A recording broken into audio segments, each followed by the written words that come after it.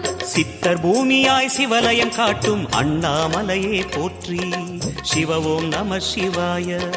பக்தர் நெஞ்சினை சிவமயமாக்கும் சிவபெருமானே போற்றி. ஹர ஓம் நம சிவாய.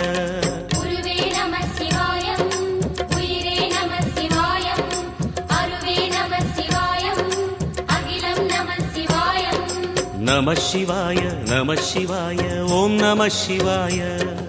நம சிவாய நம சிவாய ஓம் நம சிவாய.